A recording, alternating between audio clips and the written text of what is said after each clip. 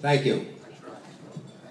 As Larry mentioned, my name is Stanley Tate, and I have lived in Florida all of my life, which makes me sort of unique anyway. I think there were probably only 10 Jews in the state of Florida, but I'm a lot older than you. I'm 85 years old. Oh, wow. I have a son that's past 60. I built in Boca Raton so many years ago you wouldn't want to know.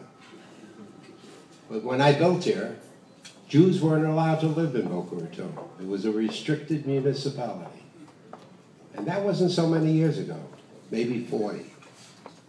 My houses sold for $16,900. They ran from Camino Real to Palmetto Park Road, not very far from here, at the southern end of this municipality. I was the chief building inspector for Boca Raton. I'm a licensed general contractor. My license number is 13. That's a true story. Years ago, the licensing for contractors were by the municipality in which you built whatever you were building. We changed that and we made state licensing, thanks to legislators who understood the needs of the people, like Ellen Brogan, right there, my dear friend. The truth of the matter is, years ago, this was a state that was really controlled by the Democratic Party. There was major changes that occurred, mostly for the good, not all, but certainly a lot to say for what we were trying to accomplish. I think I'm going to spend just a few minutes of time telling you about some recent experiences. First of all, you should know that Mitt Romney's father, George Romney, was on my board of directors for 6.5 years, maybe 54 years ago. So I've known Mitt Romney since he's about 13. I was with him the last weekend, and there are people here who joined us in Utah. We had a 2.5-day event, if you will, in order to establish what was in the best interest for the Republican Party to elect Mitt Romney as the next president. Let me tell you a couple of things that you probably don't read in the newspaper. Without any question, Mitt Romney is the most honest man I've ever met in my entire life. And that's just a factual statement. I don't have to make any apologies for it, because I know him better than most other people. I didn't know him when he was the governor of Massachusetts, but I certainly knew him when he was a young man growing up. I used to have dinner at his home because his dad was on my board. There was another man on my board who was really a well-known individual by the name of Max Fisher. I don't know those of you who ever knew Max Fisher. He was from Michigan, Detroit. But most of you will know, if you open the door of your car and it's a General Motors or a Ford car, you'll see Bodies by Fisher. That's Max Fisher, the wealthiest Jew in the history of the United States.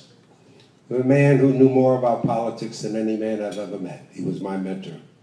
He was also on my board.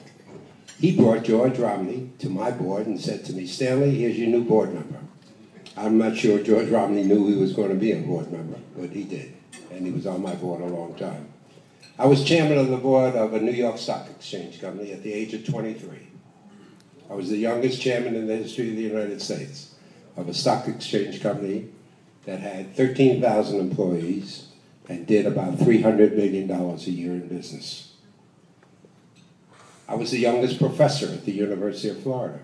I entered the University of Florida before I was 15, from Miami, because I lived my life here. I went to law school at Columbia, came back to Florida, got a degree in statistical psychology, and I became a professor in statistical psychology. When I went to the University of Florida, you should know it was an all-boys school. We didn't have any girls there. There were only 2 colleges in the state.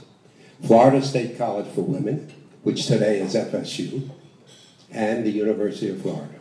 My tuition in the first year I attended was $100. That's true. There were less than 2,000 students at the University of Florida.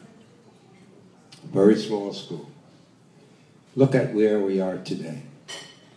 We have, in the Florida prepaid college program, 1,940,000 kids. 400,000 have already graduated college. The program was designed for low-income and moderate-income families. Under today's definition of a low and moderate-income family, that's in the price range or earnings range of approximately $45,000 a year for a family that's married, 2 adults, and 2 children, a family of 4, $45,000 a year. That's pre-tax. So, when we started the program, maybe 26 years ago, the cost of the program, if you wanted to buy the tuition of a newborn child to go to college 18 years after their birth, was $3,200 for 4 years of college, or $15 a month per child. The program is and was guaranteed by the full faith and credit of the state of Florida. The Florida legislature, through people who were really knowledgeable about the needs of education, recognized that 40% of the population of Florida were in the low and moderate income bracket. That number, by the way, is true today. It's about 41% today of the low and moderate income families. The difference is today that we no longer sell contracts to the low and moderate income families, because last year, as those of you who may know, the prepaid college contract cost, if you wanted to pay for it outright, $48,000, and the cost was $412 a month per child for 18 years. I don't have to tell you, no low-income family can afford those kinds of rates. This year, it's going to be higher. The rates haven't been set yet, but they will be high because the cost of tuition has gone up so high. I'm not going to deal with that. I'm going to tell you some things about Governor Romney, because I don't think you know it. And I think you should be satisfied to know that you have the best, most reliable, most intelligent, most honest man in the history of the United States that's going to be running for president. He's not the warm and fluffy kind of a guy that you can put your arms around, because he really came from a family that was quite wealthy. His father was Mexican. Most people don't know that. His father came over as a young boy from Mexico. His father made a lot of money. The truth of the matter is, the reason that he was on my board of directors, we were an automobile parts manufacturing company. Primarily, we were in other businesses, but that was a big part of our business. And American Motors was the company that he was chairman of the board of after his second term as the governor of the state of Michigan. I'm not going to talk about that Governor Romney, because he's long gone. But I will talk to you about the Governor Romney that's running for the presidency of the United States. Because if you have a chance, you should let everyone know that there is no president in this history of this country that is so needed for this country. Because at what risk is really here now is the risk for the survival of America as you and I know it. I probably know it better than most of you, because I went through the days of anti-Semitism in Florida. I went through the days where things were a lot different than they are now. But Florida and the United States became the greatest nation in the world because of not socialism, and certainly not communism. It became the greatest because of capitalism. That's what made the United States different. That's what made the United States great. And what's at risk today? There's a lot of things at risk. But one of the biggest things at risk is this class demarcation that President Obama is trying to establish. If you read Mein Kampf, which is a book written by Adolf Hitler in 1917, you will read the facts that are going on in this country right now. And they are. It's kind of scary if you really want to know the truth. I've been to every concentration camp in Europe, 31 of them. Every American Jew should be in every concentration camp before they die, and to understand what's at risk in this country. They say it can't happen here. A very close relative of mine was the editor of the largest newspaper in Poland. In 1917, he wrote an editorial about Idel Purva. His editorial was designed for the Jews who lived there because there was a very large percentage of Jews who lived in that country. And his editorial was about why the Jews should support Hitler because of what he was going to be able to bring to the table, to the job, to the existence of the Jews of Europe. If there was an Israel in 1930, there wouldn't have been a Holocaust. Trust me, I've been to Israel many times. I know the Prime Minister of Israel quite well. There would not have been a Holocaust. And if you don't think that many, many of the Jews of the United States died through the Holocaust in Poland, Czechoslovakia, and Germany, you're wrong.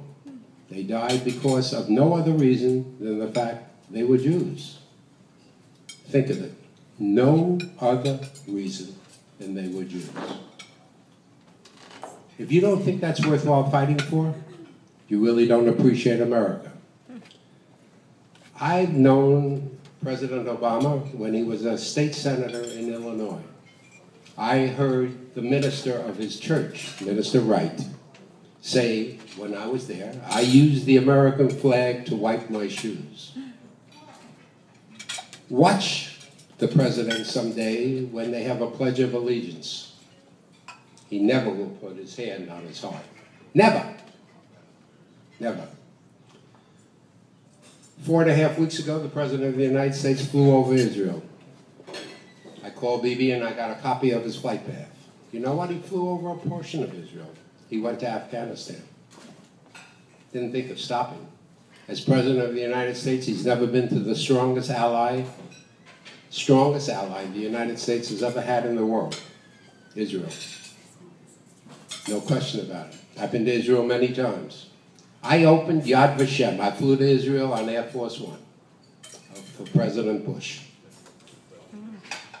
What most people don't know about me is I worked for the government for many years. I ran a company that the United States formed. I helped write the enabling legislation. It was called FIREA. Most of you will know it, the name under the Resolution Trust Corporation. Some people call it the Savings and Loan Bailout. I closed in 5 years 1,946 banks. 1,946 banks. Every bank that closed on Friday was reopened on Monday morning. Not a single one was not. Not a single one. The purpose of the Resolution Trust Corporation and FIREA, because I helped write the enabling legislation. I wasn't a member of Congress. I've never run for office in a federal type of position. That was a big advice from Max Fisher. If you want to be involved in politics and do good, don't run for office. I accept Ella as a different politician. She's an outstanding politician and understands the responsibility of politics. The man we're here endorsing tonight understands the responsibility of politics. I've known Adam a long time, probably longer than most. I've known him longer than his wife, but I've known her longer than I knew Adam.